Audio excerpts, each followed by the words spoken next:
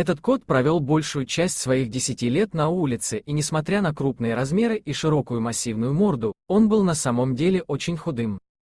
Год за годом болезни уличных кошек, блохи, чесотка и т.д. доставляли ему все больше хлопот. Он жил в колонии бродячих кошек, которых мы начали отлавливать и стерилизовать. Но этого котяру мы никак не могли поймать в ловушку, он был очень хитрым и избегал наших клеток, рассказывает Линдси. Но однажды он стал выглядеть очень больным, а потом и вовсе пропал. Мы сильно волновались за него.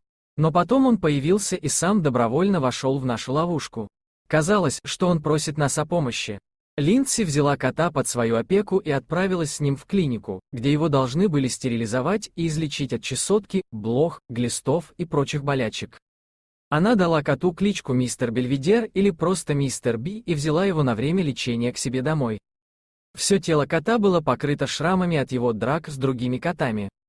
В течение нескольких последующих недель Мистер Би, который скорее всего был настоящим альфа-котом, в своей группе кошек из-за своих крупных размеров, получил в том числе лекарства от чесотки и ушной инфекции. Также у него удалили несколько плохих зубов. С постепенным выздоровлением и сам кот стал более добродушным. Он начал мне доверять и разрешать мне чистить ему уши и давать ему лекарства. Он словно чувствовал, что я лишь хочу ему помочь. С помощью деревянной ложки Линдси поглаживала кота по голове, и ему это очень понравилось. Потом вместо ложки уже были пальцы Линдси. Выздоровление мистера Би шло медленно, и недели лечения превратились в месяцы. Но в конечном итоге он превратился в очень ласкового кота, который теперь мог отправиться домой к своему постоянному хозяину. Он все еще боится некоторых вещей, и его лучше не гладить внизу спины, но он уже далек от дикого уличного кота и твердо намерен стать домашним питомцем. Когда он полюбил сидеть у меня на коленях, я поняла, что я с ним все в порядке.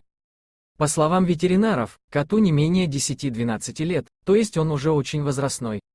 Но даже если ему осталось всего несколько лет жизни, Линдси знает, что он проведет их в комфорте и в тепле.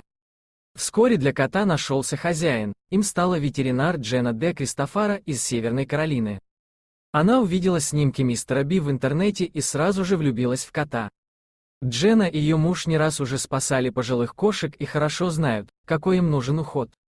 Линдси была так взволнована новостью, что лично прилетела из Флориды в Северную Каролину, чтобы познакомиться с Джанной и понять, в верные ли руки попал мистер Би.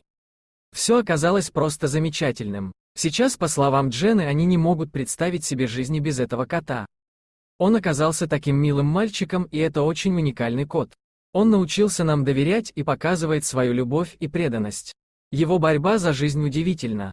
Спасибо за просмотр. Если вам понравился видеоролик, то подпишитесь на наш канал, а также поделитесь этим видеороликом со своими друзьями и знакомыми.